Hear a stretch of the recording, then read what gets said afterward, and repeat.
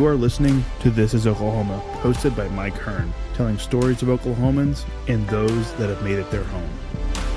What's up, guys? Welcome back to another episode of This is Oklahoma. Mike Hearn here, host, back with another episode. Excited to share this episode with you today, but before we do, huge shout out to our sponsors. The Oklahoma Hall of Fame have been sharing Oklahoma's story through its people since 1927. For more information on the Oklahoma Hall of Fame, go to www.oklahomahof.com. And for daily updates, go to oklahomahof on Instagram and give them a follow. Our other sponsor today is Chickasaw Nation. Now, the Chickasaw Nation have sponsored pretty much everything in Oklahoma. They're a huge supporter of Oklahoma. And it's an honor to have their name and their brand supporting this podcast. A huge shout out to Governor Anatobi for supporting this podcast. It really means a lot. This episode is brought to you by the Doghouse OKC. Recently, I have been in need of some doggy daycare for my two pups, and the Doghouse have come in clutch. The team over there are incredible.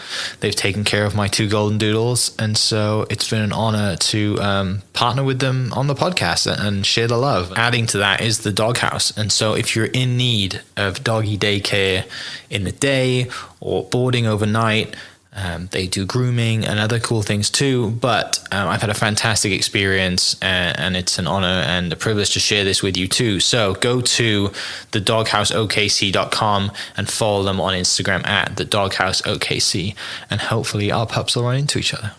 If you're looking for a way to make a real difference, check out Bethany Children's Health Center. They're helping children reach their full potential as a leader in pediatric rehabilitation. They're also building a new outpatient center of excellence, and it's going to be a landmark right on Route 66. Want to learn more or even schedule a tour? Just head to bethanychildrens.org and click on the Ways to Give tab. That's bethanychildrens.org. What's up, guys? Welcome back to an episode of This is Oklahoma. Mike Hearn here, host, back with another episode down at the Bedford studio. PhotoCon is coming up. Go to photoconokc.com to check out all the dates. There's a theme this year. It's carnival themed. So you'll have a lot of fun dressing up, checking that out. You should definitely check that out. There's a lot of cool things happening. But my guest today is going to talk about cycling a little bit around town, but also is a really good photographer. So I'm glad to bring you down to to Bedford to check this out. And we'll talk about PhotoCon later. But Danny Vo is on the podcast from Hide and Go Bike. Thanks for having me, Mike. Yeah, I've kind of seen Hide and Go Bike from early days and I don't know, 40, 50 people cycling around, and now it's at you guys have a serious train going around town. Yeah. So I'm really excited to dive into that. You've taken it over, from what I understand, right? Yes. From its original founder. So excited to dive into that. But before we do, tell me a little bit about you, man. What's your Oklahoma story? Where were you born and raised, and what brings you to Oklahoma City? My name's Danny. I'm 32 years old, born and raised in Oklahoma. Been here my entire life. Awesome. And I'll probably be here for the rest of my life. Yeah. What was high school like? Where'd you go to high school? And then, I first saw of your content on Instagram of photography, right? It's mainly photography based. Do you do some videography too? I do. Okay. I do some loose video work. Yeah. I don't really know which one I'm more leaning towards, profession-wise, photography work or video work. I love both. I've always been pretty creative. And I don't know, I just like showing people how I see things through my eyes. And I think photo and video is the best way to kind of show people that. Yeah. What, you're 32, I'm 34, so we're close in age. Mm-hmm. Growing up kind of in the eras that we did, I remember the internet made a noise, right? We were probably the last generation to play original Game Boys. Yeah. Build Legos, play outside, we know a lot of things that kids, my brother's 5 years younger than me, and he has no idea any of that stuff. But what leads you to be creative from a young age to think, I want to pick up the camera, I want to document, I have this creativity in me that I want to express through the medium of photography, videography? So, and I don't mean, I'm going to start this story, and I don't mean to bash my parents in any particular way. Love them. Yeah. But growing up, my parents worked all the time. They were immigrants. They came from Vietnam over here by boat.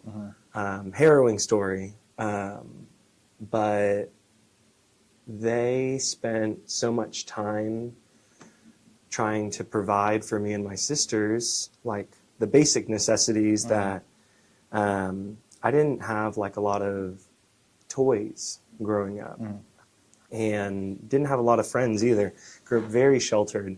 And so I think that my upbringing kind of allowed me to be creative with like the things that I didn't have. Yeah. So I grew up like making my own toys out of like corks and little nails.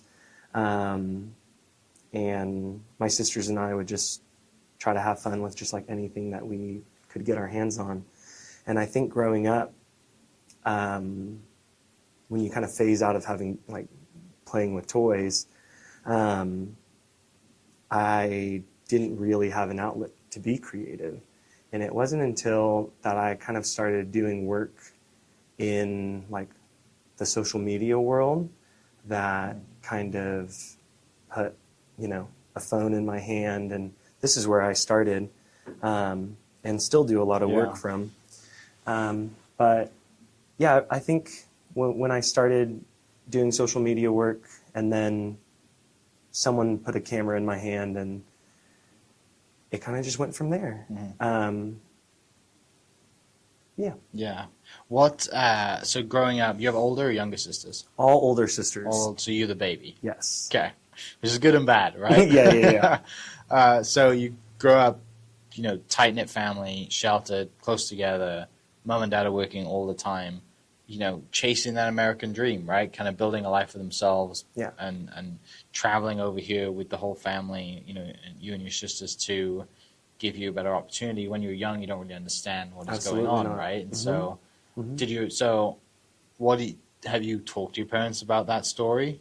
About them coming here, why they came here, and like dove into that stuff? That must be tough to talk about. It is. Right? It is. Because it's not easy. Yeah. And the Vietnamese community is massive here. It's massive. I don't It's think massive. people realize how big it is. So way back in the day, churches in Oklahoma City like would sponsor Vietnamese refugees over here. That's why we have such a huge population of Vietnamese people here. In regards to have I talked to my mom about my parents' like trip over here, I haven't. And at some point I would like to. I don't even know how to really start that conversation. It is so hard because without experiencing it, you can only ask so many questions. There's no context for you for the questions you have to ask. You almost just have to ask, can you tell me about it? And that's it. And then a little bit of your mum opens up, but then your mum has to have that personality to open up, which in your culture, really, that generation, they just work, right? They didn't. And and that's what's tough. I just like wouldn't even know what to say to my mom. Like obviously like so grateful for my mom and dad to embark on that journey, like on a boat for almost 2 weeks, to give like my sisters and I like a better chance. And at some point I would love to talk to her about like her feelings on it and all. Like obviously trying to escape like a war-torn country was a necessity for her. But I always wonder like if my mom didn't choose the US, like what, and didn't find my dad, I always just wonder like what my mom's life like could be like. And more recently, my mom is like she's old now. I'm not going to say her age. I'm not going to do her dirty like that. But I see her now, and she's like retired, and she's going on all these trips and things. And throughout my entire upbringing, my mom never went on any vacations. And now that all the kids are grown up, and I see her like going on all these trips now with my aunts and uncles, I realize that like, wow, you're living your life for the first time. Yeah. And you basically gave up so much of your life to like make sure that my sisters and I would, had a proper head on our shoulders and had a good opportunity. And I don't know, I have a lot of respect, obviously, like for my mom, my dad, and just other immigrants. Yeah. Especially, in today's climate. I don't know, I think a lot of people don't understand like the amount of work that immigrants constantly have to do to just keep their head above water. But yeah. Yeah, dude, parents are awesome. Mom and dad, like, same for me. I got my parents don't live here. They're back home in the UK, and I, extremely grateful for everything that they did just to give me a chance to come here, right? Like, it's a little different for me than it was for your mom, but still, like, you don't realize it until you get older, right? And see, like, when you're a kid, you're just like, oh, this is my life, and, there's food on the table, and but you don't see, like, mom or dad working extra shifts, or, and like I said, when you get older, you start working, and you start doing your 9 to 5 or whatever your job is, and you're like, maybe you have free time. You think, oh yeah, I get to do this, or I get to go away for the weekend, and you're like, my parents never really did that. Yeah. And it's kind of, my parents, I have a younger brother, and so it's me and my brother, and my parents, we kind of go on maybe one vacation a year, growing up, or one every 2 years, to Spain or wherever it was if we needed to, which is close for us in the UK. But I have the same experience about my parents going on trips now, because me and my brother are older, and they're like, okay, we don't have to put food on the table for you guys now. Go over with disposable income. Which it's a really cool thing to see your parents enjoying themselves, right? Because for the longest time, they didn't have an opportunity to, because they were just grinding, doing whatever they needed to, which, man, that's so cool to see. It's emotional to think about it, right, to put us to where we are. And I definitely share I can see you care about it a lot, because it's not easy to talk about. And so I definitely see that in you, and I share that as well. Tell me about high school, going into your early adult years. What are your dreams? What do you want to do for a living? Do you have that cliche cultural pressure on you to do the doctor thing, the engineer thing? Like, tell me about that time in your life. Yeah. So like growing up, my mom and dad would tried to push all of my sisters and I into something in the medical field. And out of the 4 kids, 2 people are there. My oldest sister, Amy, she's an eye doctor. And then my youngest sister, Amanda, she's a dental hygienist. My sister, Annie, and I, we are more like fall into the creative side. So my sister Annie is an art teacher. And then I take photos, do social media and whatnot. But growing up, my parents tried to push us all into the medical field. And while that's like really great, like you want your kids to be the best, and so I oftentimes you see a lot of like Asian parents try to put their kids to be a dentist, lawyer, doctor, et cetera, et cetera. However, personally, I think that like one of the most detrimental things that you can do to a kid is like try to push them into something. And like from the other edge of that sword, it's like, obviously I know that my parents just like wish the best for me. But just like growing up constantly, like, oh, you got to be a doctor. You got to take care of us when we get older, et cetera. And it just like puts a lot of pressure on you as a kid. And then And then when you reach that like sophomore, junior level, it seems like every adult wants to ask you, like, where are you going to go to college? Yeah. What are you going to do? What are you going to study? I'm 16, 17 years old, you know? Yeah. Like, I'm just trying to worry about what gas station is going to sell me a 30 pack for the Right, weekend. Yeah. But so yeah, out of high school, I went to school at Classen School of Advanced Studies, over on Classen and 18th. Now it's like relocated, but that's where I went to high school, and all my sisters went there too.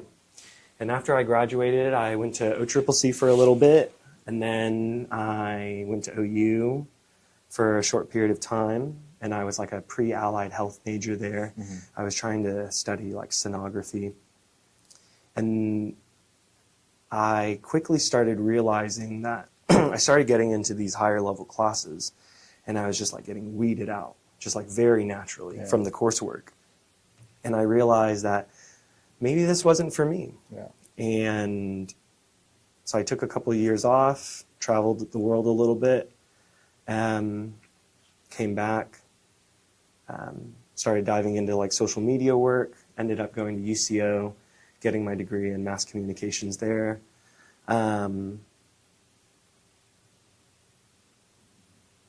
But yeah, that's my work. That's my work history. How did mom and dad take you dropping out to take a year off? How did that go? I didn't tell him. You didn't tell him? I didn't tell him. Really? No. Also, funny story. My sister Annie, who's the art teacher. Yeah. When she ended up graduating from school, my mom didn't know that she was in school to be an art teacher. And it wasn't until my sister like walked across the stage, my mom realized that. She was like, oh. She's gonna like, you're gonna have a hard time making money. Yeah. So you were working obviously from a young age to be able to go to school, but also to be able to take a year off to pay for your own way to travel. Yes. Yeah, I grew up working while in school, waiting tables, and I used to, even in high school, I've worked pretty much in restaurants my entire life.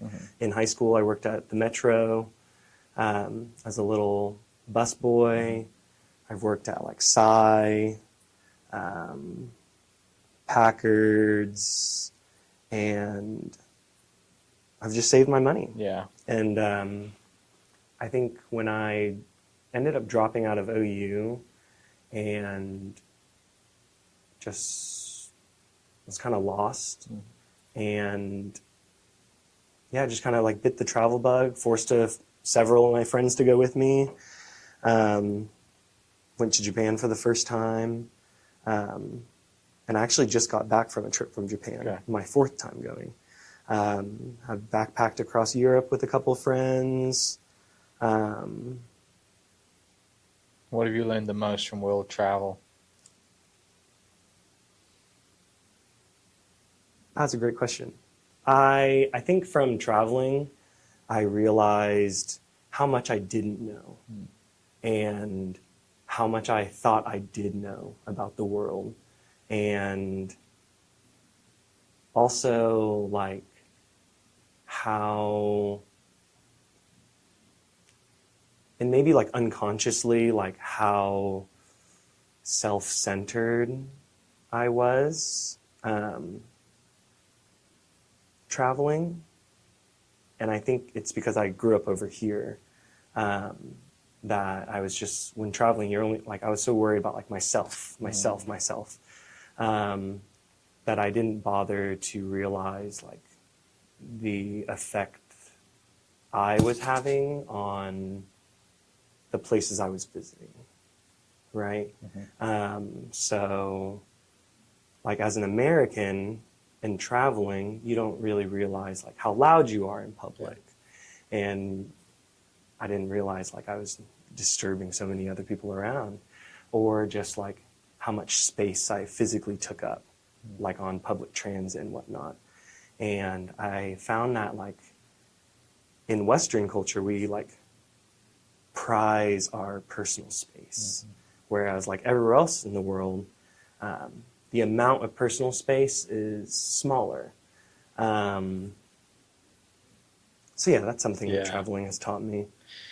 Of all the travels you've been on, if you could relive one day, what would that one day be?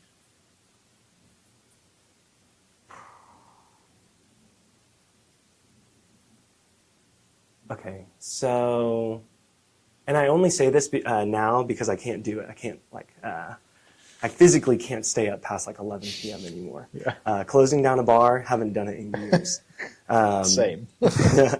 But my first trip out to Japan, I went with 6 of my other guy friends, and none of us had money at the time.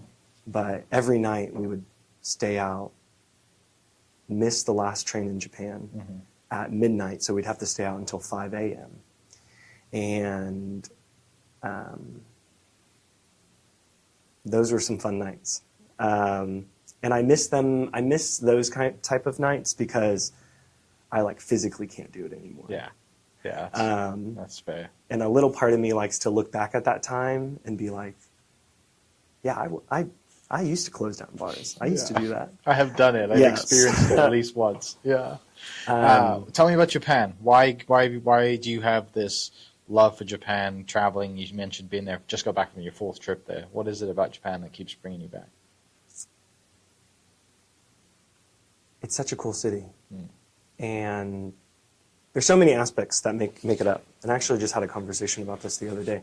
I think when people talk about Japan, they like to talk about, the juxtaposition of having these sites that are so preserved. These temples are older than our entire nation.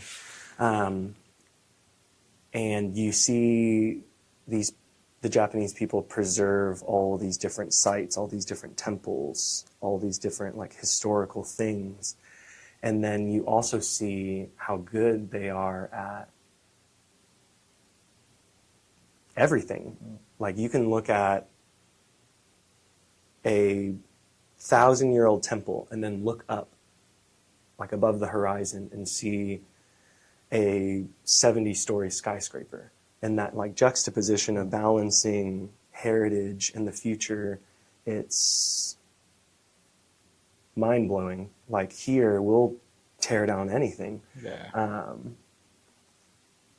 And not for good reason, not for no good reason, but like I'm in the boat that history is important, and it's important to talk about, and it's important to preserve, because if we start erasing all of our history, somewhere down the line, we're going to ask the question like, who are we? And if we don't have these artifacts, if we don't have this history to go back and talk about, to explain who we are, then I think we're in for some trouble. Somewhere down the line, kids are going to ask, what does it mean to be Oklahoman?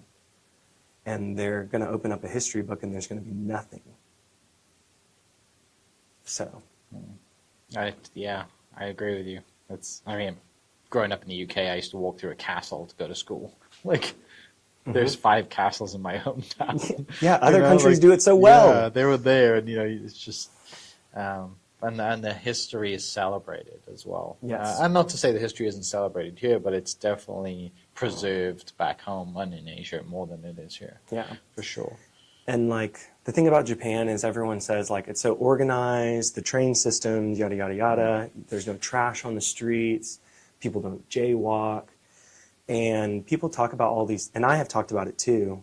And what I've come to like realize is that while all those things are fantastic and things that everyone wants and loves to see, I think what people are actually impressed about is that Japan was able to do all of these things, no littering in public, no smoking in public, all these things, because it requires a certain type of person in a certain type of community, a certain type of society where everyone is saying, don't do that. Yeah.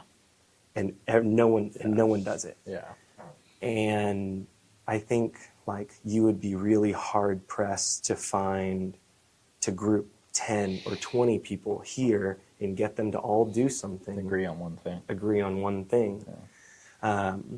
Whereas in Japan, they understand like while this may be like a big ask and like while this may be inconveniencing me a little bit, for the greater good, it's what needs to be done. So that's why I love Japan. Yeah.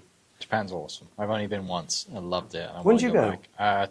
2014. I went to play golf. So I got like landed in Tokyo, jumped on a bus, and just drove out onto this golf facility, a golf resort place. It's like in the winter, it's a ski resort, and a place called Karazawa.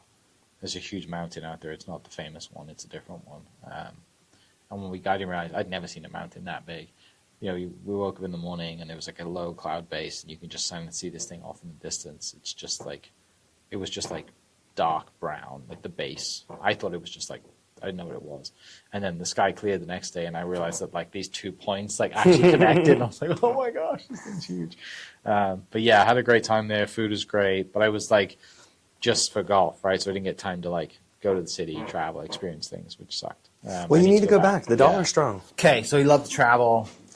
Came back, went to UCO, did mass communications, graduated, but you're already doing social media stuff before you do mass communications? With your phone a little bit? Yes, with my Okay. phone a little bit. With just my phone a little bit.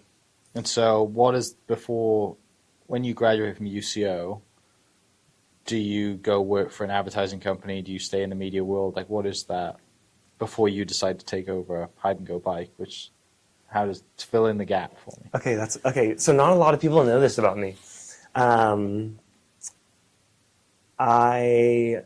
of college, when I was at UCO, the first thing I did after getting my degree was I didn't work at any agency or anything. I decided to try to open up a dispensary with my friends. So with like 3 of my other friends. And we did that for a little bit. And that was a lesson learned. Obviously, I'm not in that game anymore. But yeah, tried to open a couple of dispensaries with my friends. That didn't work out well. But yeah, after the dispensary situation, I ended up trying to like use my degree. But then it was just really hard to find a job. So then I was back into working in restaurants for a little bit. And then my bike group really started to pick up. And my video work for the bike group started to like really kind of bump up in frequency. And from there, I started doing social media work for our downtown, basically. So I used to help manage like the Automobile Alley account, the Midtown account, the Bricktown account, West Village, downtown, etc. Okay, so that gets you into the social media world. How do you get connected with Hide and Go Bike, and then how does the opportunity come about that you end up taking over? The pandemic basically happened, and originally Hide and Go Bike was a hide and seek game, like all done through Instagram.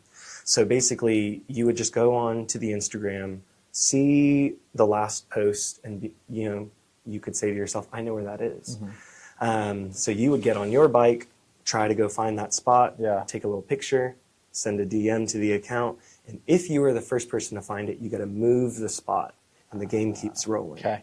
And I think that because of the nature of the pandemic and people just not really being allowed to gather, it allowed the game to thrive. And so during the pandemic, we saw a lot of people playing the game, and the admins at the time started doing group rides. And so when the group ride started to form, I hopped on as an admin, and I started helping out with the rides and the posting and everything of the game and whatnot.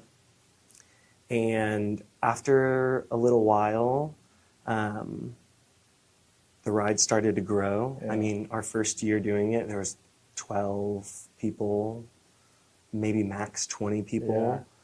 Where would you ride around? Did you just go for fun, or was there like a route plan from day one?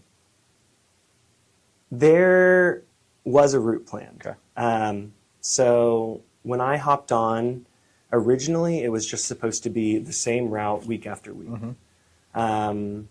But I kind of like took the reins of the group ride, and we started doing like a new route every week, never the same two routes back to back. So it was always like really fresh for people. Yeah. And I think that part of it, having a new route every week, kind of gave people like something to look forward to. Mm-hmm. And so, yeah, year one of us doing it, 12 to 20 people. And then by year 3, we had like 100. Yeah. And now we're in year 6 of doing it, and I've stopped counting. It's so awesome. You see the videos and you're like, this is incredible. Yeah. Right? And you still do them weekly, or are they monthly now? We still do them weekly, Okay. Every Thursday out of Mesta Park. Okay.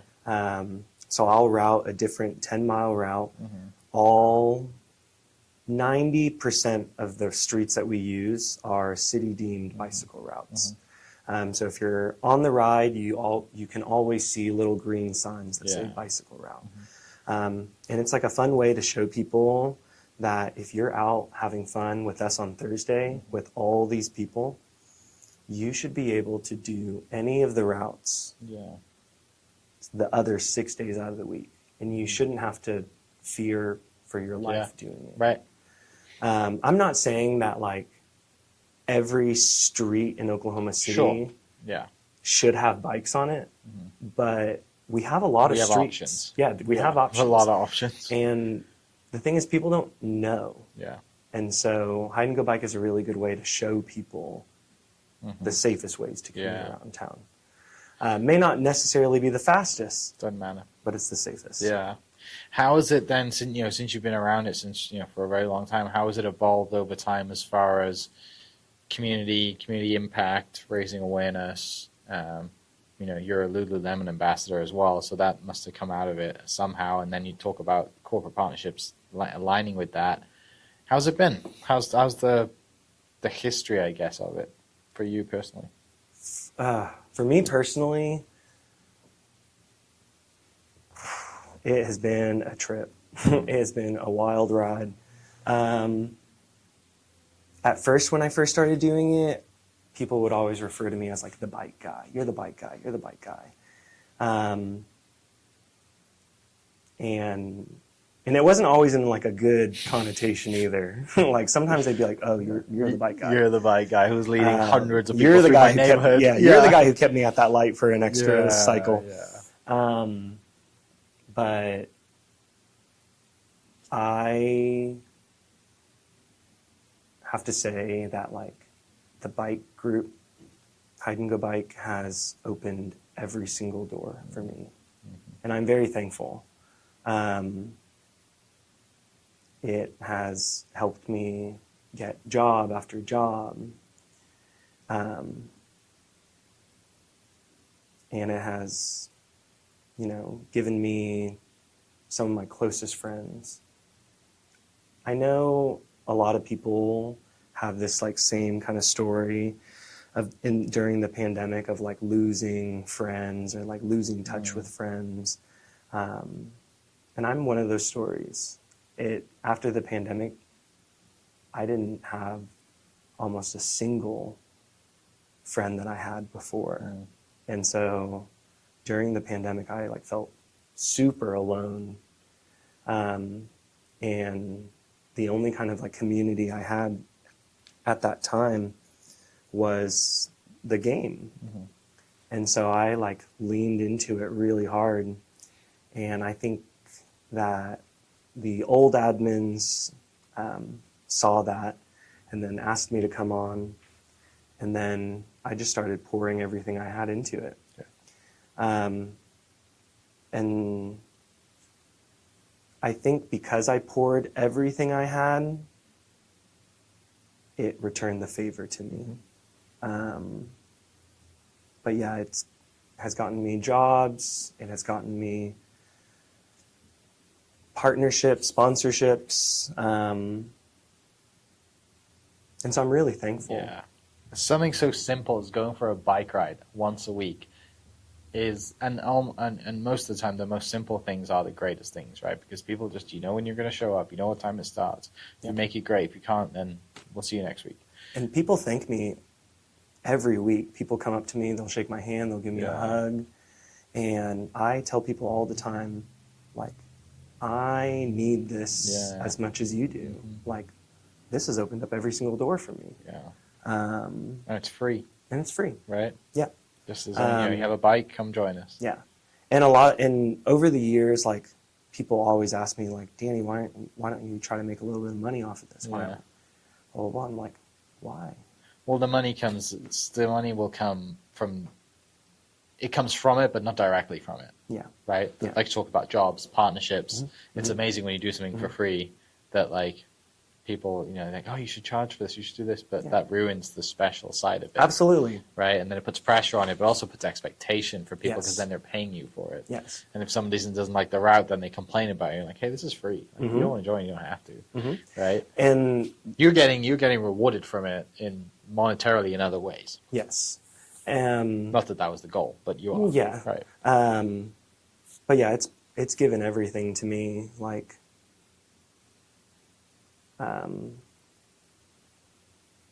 Hide and Go Bike and just like the bike in general. It's given me friends. It's given me jobs.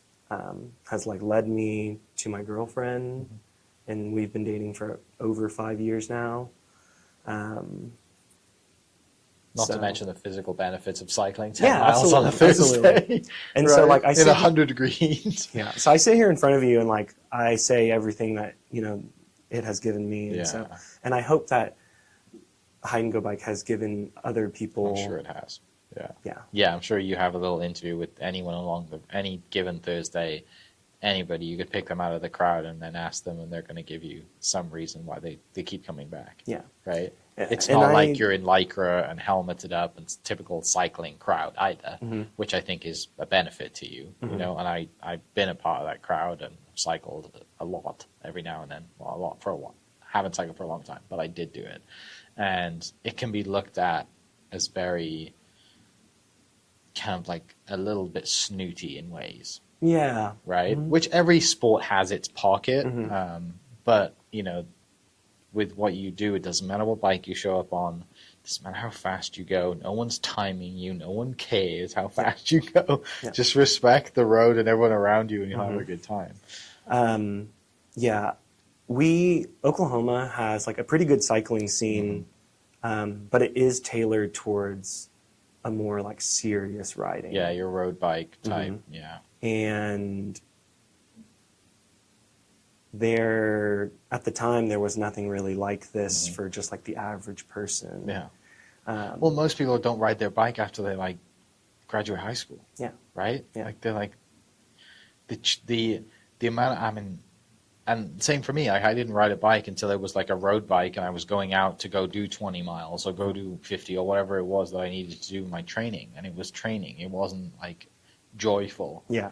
Like It hurt. Yeah, it definitely hurt. The next day, it definitely hurt for sure. But I think the beauty of what you're doing is you're reminding people what it was like to ride a bike when they were 15 or 10 or 8 years old. Yeah. Right, that joy, and then also, I have never, which I need to come join you on a Thursday. I have never rode a bike around 100+ people. That is exhilarating. Yeah. Right, to be a part of a group like that going through town. I'm sure that is a feeling that you're giving to people that they probably never had before. Yeah. It's fun. you feel invincible for a moment, and I don't know, it just feels unreal Yeah. when you're surrounded by that many people. Like, but it's a lot of fun. Yeah. It's a lot of fun. What bike do you have? I have a few bikes. Okay. I have like my city bike. I have like an actual track racing bike. Mhm. I have like my Cervelo road bike, and then I have like a gravel bike. Have you done the Mid-South gravel? I actually haven't. Okay. And I love Bobby. You need to come do the and Mid-South. I do need to. Yeah. I signed up this past year, Yeah. but then all the fires that broke I out in ran on Stillwater. Friday. You did. Yeah. Um, And then was a part of cleanup at the end of that. mhm. It was brutal that weekend. But yeah, they just posted their highlight reel for sign-ups for November 1st. yeah, I'm excited. I'm Bobby's excited. great. Has Um, Bobby come to do your ride? Bobby has Okay. come out to do the ride Good. a couple of times. And So you're a biker then. This has like led you down a path. That, like, Yes. yeah. yeah. That's awesome.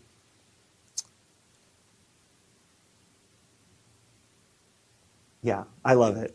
And I've spent almost my entire savings on bicycles, more bikes than I can like ride. Yeah. But I love it, and it really has done wonders for me, the bicycle. I used to not have this lifestyle that I have right now. Yeah. I used to live like a very completely different life before. I used to drink a lot. Used to partake in other things that I don't anymore. And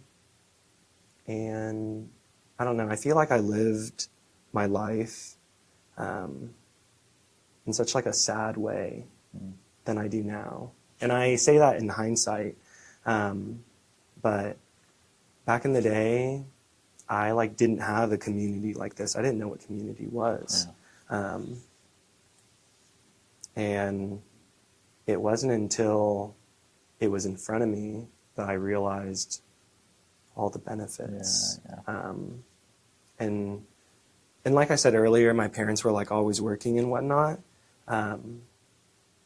So I didn't have like a lot of those like important conversations that like a lot of kids have with their parents. But I didn't grow up like hearing that, that like I could do like good things. And so because I like didn't hear that growing up, I didn't believe that I could do it. And now, so like when people like thank me every week, it's just really nice. Dude, it's so awesome. Like, it's outdoors, being outdoors, riding a bike, as simple as that sounds, to have that impact on you to a point where you have hundreds of people every week riding, following you through town. And for them, for you to be like, them to come up and thank you, and you're like, oh, this is for me. Like, like I'd be here if there was 10 of you, right? But the fact that this community has been built that way, and for it to have that effect on you, the fact that you've met your girlfriend from this, you will have lifelong friendships from this, you will always be remembered as the guy who does hide and go bike. And I'm sure there are times, like, I find it difficult to take compliments. I don't, same way. And it makes me feel uncomfortable. And I'm learning to get better at it by just saying thank you. Because that's all you can say, right? Yeah. But I definitely, I have that strange feeling when someone says, oh my gosh, you're doing such a good job. Because I have that part of me that doesn't feel like I do enough. Yeah. Right? And so, to hear you say that, to hear you, have these experiences that growing up, because mum and dad were working, and it's not that they didn't think you could do that, it's just you just never heard it, right? Like, they which it's tough to talk about, and I'm sure, like, if your mum and dad are listening to this, it's probably going to be tough for them to hear as well, right? Because it is, like, it's real life, and they were doing their best for you and your sisters growing up, just as most parents are doing. and culturally as well, right? There's just different values growing up. Yeah. You know, some parents are the opposite, where they're telling the kids they're going to be the best in the world, keep doing this, and they turn out to think that they walk on water and they're not. Yeah. You know, and so there's definitely a happy medium. But, you know, to be 32 years old and have these experiences propel you into the rest of your life it can only do good. Thank you. So it's good to hear you say that. I appreciate you being vulnerable to talk about it, because it's not easy to talk about. But there's so much beauty in the thing that you do, right? By bringing people together. And I'm sure there's many stories where people have also met their future partner or friends, or, you know, the bike thing is the beginning or it's the end of their night, right? Like, you know, depending on what time you do it, you know, people are meeting up before it, or they're meeting up after to go for dinner. I see it every week. Yeah, and so you don't just have the impact of the community, you have the impact on the community, because these people are putting money in bars and restaurants and going out for food, and, like, you know, it's awesome. And I don't think you'll ever realize the true impact of what you're having, the true impact of what you have on the city, because it's kind of endless. It just ripples, doesn't it? You know, Yeah. You're getting people out of their house onto their bikes with their friends, and then they're going off into their little sub pockets to their favorite restaurants after you ride. Yeah. Dude, it's awesome. And like I said earlier, like I used to do social media for our Yeah. downtown, basically. And so like I've walked into a lot of these stores, these restaurants, these bars, and I've like met a lot of Yeah. the owners, the people that work there. And like, and I've worked in restaurants my entire life. Like I know how hard these margins are. And so when setting up rides and stuff, like, and I hit up local businesses and Yeah. whatnot, they'll always ask me like, what do I have to give you? 0, And right? it's nothing. Yeah, just open the door. Nothing. And, Yeah. but you know, these bars and restaurants will, you know, like buy me a drink or Well, like, give me a sure. piece, give me Yeah. a slice of pizza or whatever. Yeah. But yeah, I never ask for anything, just because like I know how hard it is Yeah. to Yeah. try to survive out here. To that point, what's the future of it? What do you want to keep doing? You know, keep rolling around the city every Thursday night. Yeah. Like, how's that look? And what do you want to do with it going forward, if anything at all? Yeah, if anything at all. I'm really not too sure. Every year, you would think that it like gets easier. It actually gets like a lot harder every because it year. keeps growing, right? Yes. And so, and like we've had to adapt. We constantly adapt every year. And we try to listen to like what everyone's saying. Not from just the people on the ride, but like people from an outside perspective. But yeah, I don't know what's going to happen with the ride. Do you, has it got to a point now where you have to like notify the city and all this stuff about rolling through town, like traffic and all that nonsense? That's a gray area, really. So it all starts with planning the route. Yeah. And like understanding like what streets you're going to be on, what time of the night you're going to be on those streets. Do these streets have lights to like help people kind of get across these big arteries? But as the ride has gotten bigger, what we've had to do is we've had to like start waiting at stoplights, send half of the group forward, and luckily there's like so many people that like want to step up and like help me do this thing. Yeah. But the rides are big. I'm not sure what's going to happen with it. I take it day by day. I take it week by week. Maybe we switch it over into like a first Thursday of the month, last Thursday of the month situation. I'm sure there's weather issues every now and then. Absolutely, You know, weather absolutely. dependent, and people can follow it. But you start in Mester Park every Thursday? Yep. What time did you start at the same time? Okay, so we have two different times to Okay. kind of account for the sun. Yeah. So we actually, during the peak summer, we start we meet up at 7, we roll out at 7:30. Okay. And I actually just changed it. So now we meet up at 6:30, we roll at 7, to kind of give us some extra daylight Yeah, and yeah. whatnot. But I'll always try to like route to like a local park in the metro area, and I always like to try to explain to people the history of that park, and how that park like came to be. Okay. It's awesome. People find you on Instagram is where everything is. Yeah, on Okay. Instagram. So Hide and Go Bike on Instagram, and then your personal Instagram is Danny.vo.dang. okay. I'll link those below. We can go check those out. You guys can follow Danny. If you haven't, go ride your bike. If you need a bike, there's plenty of places in Oklahoma City that can help you with that, I promise. And if not Oklahoma City, go to Bobby at District Bicycles in Stillwater. He will definitely help you out. Dude, excited to see you in March. Come do the gravel race. Oh, I will. It's gonna be great. You'll have a great time. It's so much fun. It's such a good week up there. The whole week is packed with things to do. I think I've done the run for like the last 5 years. I think I'm gonna do the bike for the first time. Oh, And nice. so I'm probably just gonna do the 50.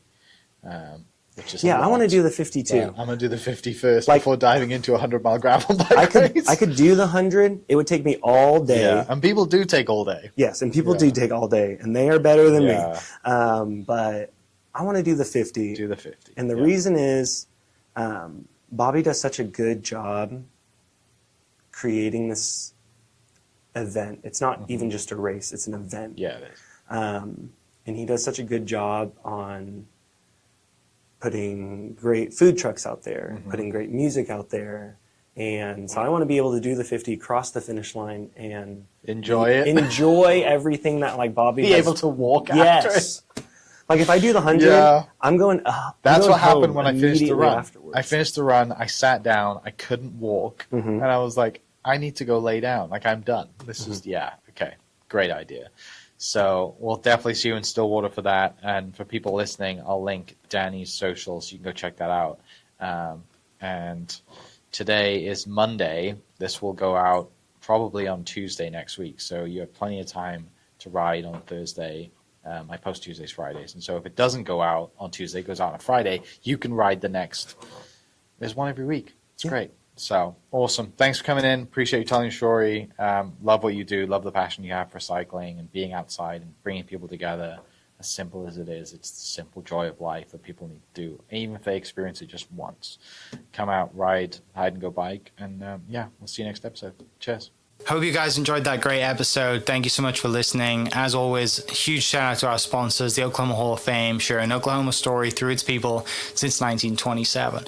For more information on the Oklahoma Hall of Fame, go to www.oklahomahof.com and follow them on Instagram for daily updates at OklahomaHOF. Our other sponsor, the Chickasaw Nation, amazing sponsor. They do amazing things for the state, and they're always sponsoring something in Oklahoma. They're a huge supporter of Oklahoma, and without their support, we wouldn't be able to do what we do.